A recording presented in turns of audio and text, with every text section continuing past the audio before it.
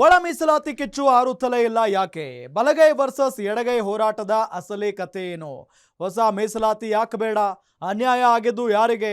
ಇದೇ ಈ ಹೊತ್ತಿನ ವಿಶೇಷ ಮೀಸಲಾತಿ ಯುದ್ಧ. ನಾನು ರಾಮ್ ಬಡ್ಗೀರ್.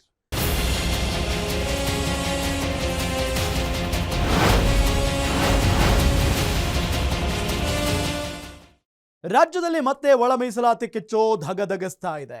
ಒಳ ಮೀಸಲಾತಿ ಹಂಚಿಕೆಯಲ್ಲಿ ಬಲಗೈ ಸಮುದಾಯಕ್ಕೆ ಅನ್ಯಾಯ ಆಗಿದೆ ಅಂತ ಆಗ್ರಹಿಸಿ ಜ್ಞಾನಪ್ರಕಾಶ ಸ್ವಾಮೀಜಿ ನೇತೃತ್ವದಲ್ಲಿ ಫ್ರೀಡಂ ಪಾರ್ಕ್ನಲ್ಲಿ ಬೃಹತ್ ಪ್ರತಿಭಟನೆ ನಡೆದಿದೆ.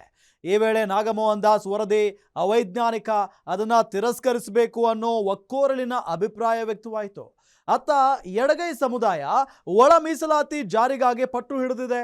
ಹೀಗಾಗಿ ಸರ್ಕಾರ ಇಕ್ಕಟ್ಟಿನ ಪರಿಸ್ಥಿತಿಗೆ ಸಿಲುಕಿದ್ದು ಮುಂದಿನ ನಡೆ ಏನು ಅನ್ನೋ ಬಗ್ಗೆ ಕುತೂಹಲ ಮೂಡುತ್ತಿದೆ. ಈ ಒಳ ಮೀಸಲಾತಿ ಹೋರಾಟದ ಬಗೆಗಿನ ವಿವರಗಳು ಇವತ್ತಿನ ಸ್ಪೆಷಲ್ ಸ್ಟೋರಿಯಲ್ಲಿ.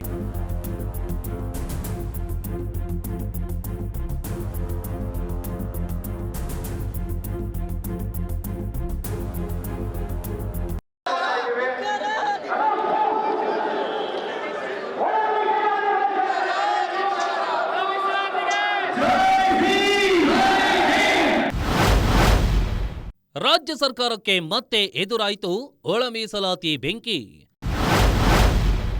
ಸರ್ಕಾರಕ್ಕೆ ನುಂಗಲಾರದ ತುತ್ತಾಗುತ್ತಾ ಒಳ ಮೀಸಲಾತಿ ಹಂಚಿಕೆ. ರಾಜ್ಯ ಸರ್ಕಾರ ಮತ್ತೊಮ್ಮೆ ಇಕ್ಕಟ್ಟಿನ ಪರಿಸ್ಥಿತಿಗೆ ಸಿಲುಕಿಕೊಂಡಿದೆ.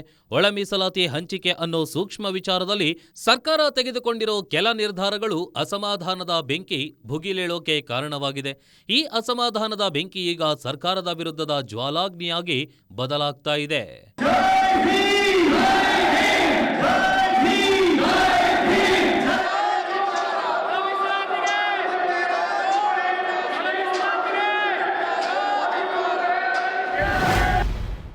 ಒಳ ಮೀಸಲಾತಿ ಹಂಚಿಕೆಯಲ್ಲಿ ತಮಗೆ ಅನ್ಯಾಯವಾಗಿದೆ ಅಂತ ಆರೋಪಿಸಿ ಎಡಗೈ ಹಾಗೂ ಬಲಗೈ ಸಮುದಾಯದ ಮುಖಂಡರು ಆಕ್ರೋಶ ಹೊರಹಾಕಿದ್ದಾರೆ. ಇದೇ ಈಗ ಸರ್ಕಾರವನ್ನ ಇಕ್ಕಟ್ಟಿಗೆ ಸಿಲುಕಿಸ್ತಾ ಇದೆ. ಅಷ್ಟಕ್ಕೂ ಈ ಸಮಸ್ಯೆಗೆ ಮೂಲ ಕಾರಣವಾಗಿರೋದು ನಾಗಮೋಹನ್ ದಾಸ್ ವರದಿ.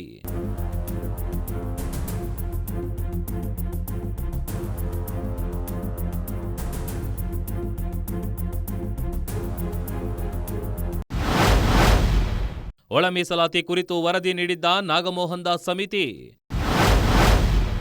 1766 ಪುಟಗಳ ವರದಿಯಲ್ಲಿದೆ 6 ಪ್ರಮುಖ ಶಿಫಾರಸುಗಳು. ಪರಿಶಿಷ್ಟ ಜಾತಿಗಳಿಗೆ ಒಳ ಮೀಸಲಾತಿ ಕಲ್ಪಿಸೋ ಕುರಿತು ನಿವೃತ್ತ ನ್ಯಾಯಮೂರ್ತಿ ಎಚ್.ಎನ್. ನಾಗಮೋಹನ್ ದಾಸ್ ನೇತೃತ್ವದ ಆಯೋಗ ಆಗಸ್ಟ್ 2025ರಲ್ಲಿ ರಾಜ್ಯ ಸರ್ಕಾರಕ್ಕೆ ತನ್ನ ಅಂತಿಮ ವರದಿಯನ್ನ ಸಲ್ಲಿಸಿದೆ. ಸುಮಾರು 1766 ಪುಟಗಳ ಈ ವರದಿಯ 6 ಪ್ರಮುಖ ಶಿಫಾರಸುಗಳನ್ನ ಒಳಗೊಂಡಿದೆ.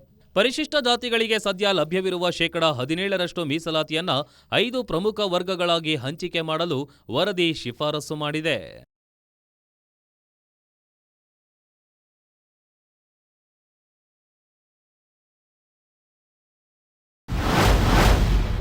ದಲಿತ ಎಡಗೈ ಸಮುದಾಯಕ್ಕೆ 6% ಮೀಸಲಾತಿ.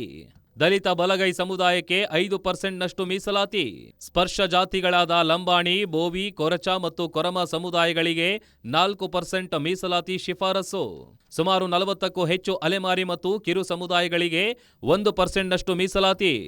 ಆದಿ ಕರ್ನಾಟಕ, ಆದಿ ದ್ರಾವಿಡ ಮತ್ತು ಆದಿ ಆಂಧ್ರದಂತಹ ಸಮುದಾಯಗಳಿಗೆ ಪ್ರತ್ಯೇಕ 1% ಮೀಸಲಾತಿ.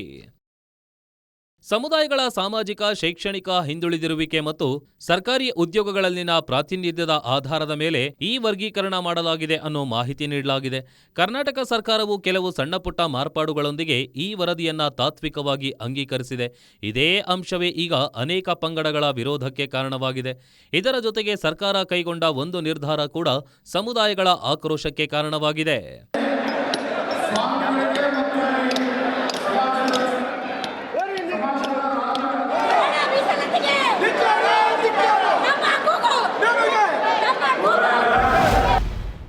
ಕರ್ನಾಟಕ ರಾಜ್ಯ ಸರ್ಕಾರ ಫೆಬ್ರವರಿ 27, 2026ರಂದು ಪರಿಶಿಷ್ಟ ಜಾತಿ ಒಳ ಮೀಸಲಾತಿ ಜಾರಿಗೆ ಸಂಬಂಧಿಸಿದಂತೆ ಮಹತ್ವದ ನಿರ್ಧಾರ ಕೈಗೊಂಡಿತ್ತು. 101 ಪರಿಶಿಷ್ಟ ಜಾತಿಗಳಿಗೆ ಶೇಕಡ 15ರ ಕೋಟಾದಡಿ ಆಂತರಿಕ ಮೀಸಲಾತಿ ಇಲ್ಲದೆ 56,432 ಹುದ್ದೆಗಳ ನೇಮಕಾತಿಗೆ ಸರ್ಕಾರ ಆದೇಶಿಸಿತ್ತು. ಬಿಜೆಪಿ ಆಡಳಿತದಲ್ಲಿದ್ದ ಪರಿಶಿಷ್ಟ ಜಾತಿ ಮೀಸಲಾತಿ ಪ್ರಮಾಣವನ್ನು ಶೇಕಡ 15ರಿಂದ ಶೇಕಡ 17ಕ್ಕೆ ಹಾಗೂ ಪರಿಶಿಷ್ಟ ಪಂಗಡದ ಮೀಸಲಾತಿ ಪ್ರಮಾಣವನ್ನು ಶೇಕಡ 3ರಿಂದ ಶೇಕಡ 7ಕ್ಕೆ ಹೆಚ್ಚಿಸಿ ಆದೇಶ ಹೊರಡಿಸಲಾಗಿತ್ತು. ಇದರಿಂದಾಗಿ ರಾಜ್ಯದ ಮೀಸಲಾತಿ ಪ್ರಮಾಣ 50%ನಿಂದ 56%ಗೆ ಏರಿಕೆಯಾಗಿತ್ತು. ಆದರೆ ಇದನ್ನ ಪ್ರಶ್ನಿಸಿ ಕೆಲವರು ಕೋರ್ಟ್ ಮೆಟ್ಟಿಲೇರಿದ್ರು.